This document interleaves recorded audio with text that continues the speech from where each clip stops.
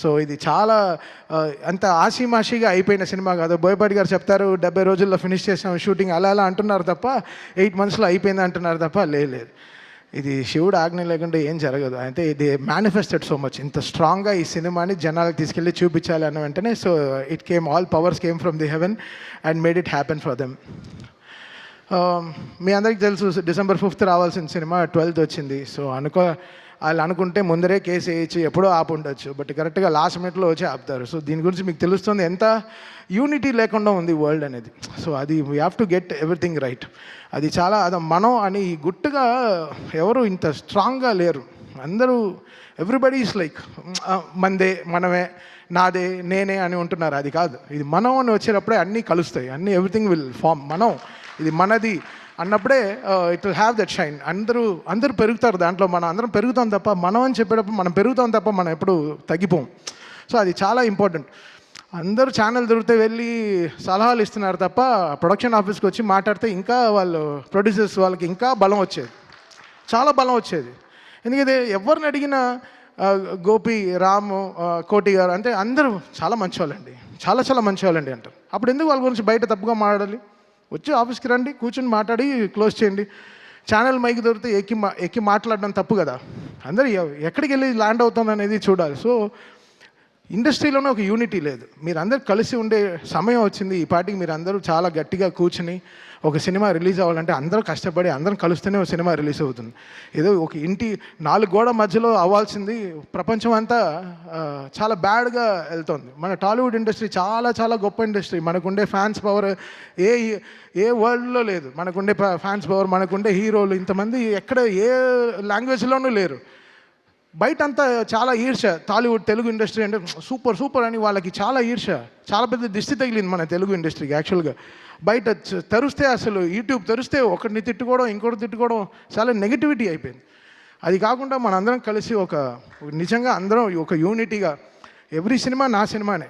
ఇప్పుడు రేపు ఏ cinema release అయినా నన్ను ట్వీట్ ఏమంటే చేస్తాను. నా సినిమాని, నా ఇండస్ట్రీని నేను సపోర్ట్ చేయకపోతే ఎవరు సపోర్ట్ చేస్తారు?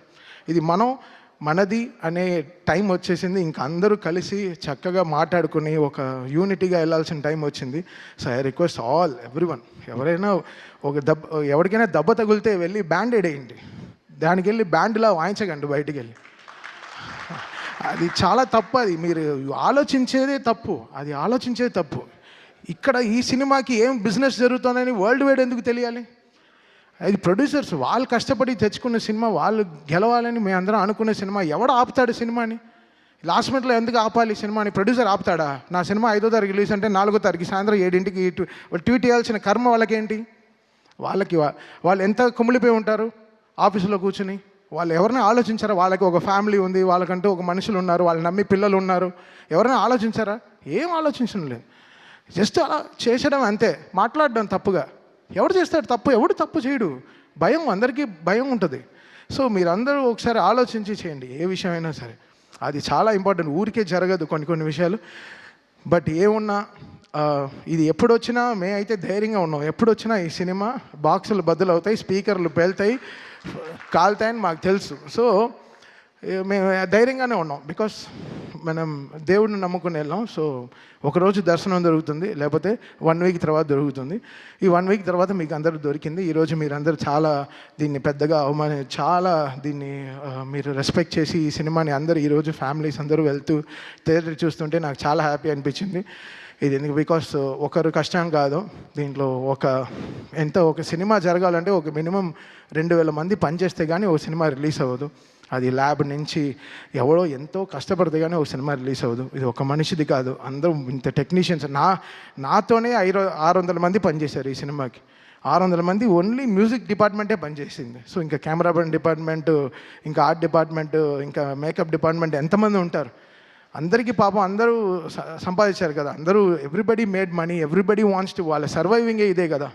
సో అందరు కలిసి చేస్తేనే కదా సినిమా. సో మనం అనే టైం వచ్చేసింది. ఇంకా మీరందరూ మన ఇండస్ట్రీ పైన మళ్ళీ చెప్తున్నాను. నేను బయట అన్ని ఇండస్ట్రీలు తిరుగుతాను తప్ప అందరికీ తెలుగు ఇండస్ట్రీ అంటే వాళ్ళకి హాలీవుడ్ లెవెల్లో చూస్తున్నారు మన ఇండియాలో. సో మనందరం కలిసి ఇంకా గుట్టు చప్పుడుగా బయట ఎక్కువ ప్రాబ్లం అవుతే వెళ్ళి అడ్రస్ చేసి మనంగా ఈ సినిమాని మన మన సినిమాని మనం కాపాడుకునే టైం వచ్చేసింది. సో రేపు జనవరిలో ఎన్నో రిలీజ్లు వస్తున్నాయి. సో అందరికీ విజయవంతంగా సక్సెస్ రావాలి. 2025 ఈరోజు మాకు డాకులతో స్టార్ట్ అయింది, బాలయ్య గారితో జర్నీ ఈ ఇయర్, మళ్ళీ అఖండ 2తో ఫినిష్ అవుతుంది. Such a great journey. 5 సినిమాలు, 5 బ్లాక్ బస్టర్స్ కొట్టాము. ఇప్పుడు 6ది కూడా స్టార్ట్ చేసాం గోపితో. అది ఇంకో బ్లాక్ బస్టర్ అవుతుంది, ఎందుకంటే అది కూడా వర్క్ అసలు సామాన్యమైన సినిమా కాదు, దానికి కూడా చాలా కష్టం ఉంది, వర్క్ ఉంది. అండ్ మనల్ని ఒక మనిషి నమ్మితే మనం నమ్మకం కదా ఇంపార్టెంట్. మళ్ళీ అదే చెప్తుంటే కష్టంగా ఉంది. మనం 300 మంది ఒక ఫ్లైట్లో వెళ్తాం, 2 పైలట్ నమ్మి, ఆ పైలట్ ఎవడో మనకు తెలియదు, ఇటు వెళ్ళి దింపుతాడని తెలుసు, అంతే ఎక్కేస్తాం. సో అలా మనకి నమ్మకం అనేది చాలా ఇంపార్టెంట్. ఒక పర్సన్ మనం నమ్మామంటే దాన్ని వాళ్ళని మనం చాలా జాగ్రత్తగా చూసుకోవాలి. అలా బోయపాటి గారు ఈ ట్రస్ట్ మీ కంప్లీట్లీ. తమన్ గారు ఇది సూపర్ సార్. ఇది ఆయన యాక్చువల్లీ చెప్పుంటే మొత్తం 14 రీల్స్లో 14 రీల్స్ వస్తాం, మొత్తం 9 రీల్లో 2 కరెక్షన్ 3 కరెక్షన్ చెప్పుంటారు. నీకు కరెక్షన్ ఎందుకు రాలేదంటే ఆయన నన్ను నమ్మారు కాబట్టి నేను ఆయనకి జాగ్రత్తగా చేశాను సినిమాని, అంతే. ఆయన నమ్మారు, ఓకే అసలు కరెక్షన్ రాకుండా ఉండాలి అనే లెవెల్లో కొంచెం డిలే చేశాను. నా వల్ల కొంచెం డిలే ఉంది, బికాస్ ఈ అర్థం చేసుకోవడం ఈ సినిమాని ఒక టైం పట్టింది. ఫస్ట్ అఖండ కూడా అదే జరిగింది. ఒక 25 days ఎలా చేయాలి ఆలోచిస్తున్నాను. ఈయనేంటి ఇలా తీశారు, ఏంటి ఇంటర్వెల్కే ఇంత ఊపిరి తట్టుకోకుండా చేశారు, ఇంకా 5వ రీల్ 6వ రీల్ 7వ రీల్ ఎలా చేయాలి, అసలు మౌంట్ ఎవరెస్ట్ లాగా ఉండింది క్లైంబింగ్ ఈ సినిమా. సో ఇంత వెయిట్ ఉన్నా ఎలా కష్టపడి ఎక్కేసాం, కొండని ఎక్కి ఫినిష్ చేసాం అనమాట. సో థ్యాంక్ యూ బోయపాటి గారు అండ్ బాలయ్య గారు ఫర్ ద గ్రేటెస్ట్ ట్రస్ట్. దూకుడు నుంచి నన్ను బాగా సపోర్ట్ చేసిన 14 రీల్స్ అండ్ ఓవర్సీస్ రిలీజ్ చేసిన మోక్ష మూవీస్. చాలా సైలెంట్గా ఉంటాడు శ్రీధర్, మా ఇద్దరికి అసలు పడదు, బట్ చాలా మంచివాడు.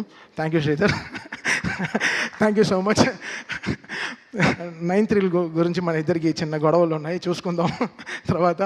And thanks for everyone. ఈరోజు అందరూ ఈరోజు యునైట్ అయ్యాం, చాలా సంతోషంగా ఉంది ఈ సినిమా సక్సెస్ అయిందని చెప్పి. చాలా thanks and thanks to everyone. Thank you Thaman garu, thank you so much. Already మీరు చెప్పేశారు, కాషన్ చేశారు, బాక్సులు బద్దలు అవుతాయని, అదే జరుగుతుందన్నమాట థియేటర్లో. And thank you and once again congratulations. And 14 reels అంటే రామ్ గారు అండ్ గోపి గారు బ్లెస్సింగ్స్ తీసుకోవడానికి శ్రీశైలం వెళ్ళడం జరిగింది, శివుడు బ్లెస్సింగ్స్ తీసుకోవడానికి, సినిమా హిట్ అవ్వడం కోసం, హిట్ అయింది కాబట్టి ఆయన బ్లెస్సింగ్స్ అందుకోవడం కోసం. అండ్ అయితే ఇక్కడ కో ప్రొడ్యూసర్ కోటి గారు ఉన్నారు, వారిని వేదిక రాసుగా స్వాగతం పలుకుతున్నాము. కో ప్రొడ్యూసర్ కోటి గారు, request on to stage please. And అలాగే అఖండ తాండవం 1 million tickets already sold out అండి బుక్ మై షోలో. అంటే ఫిజికల్గా కాకుండా ఆన్లైన్ ద్వారా బుక్ చేసుకుంటే 1 million tickets already sold out అయ్యాయన్నమాట బుక్ మై షో ద్వారా.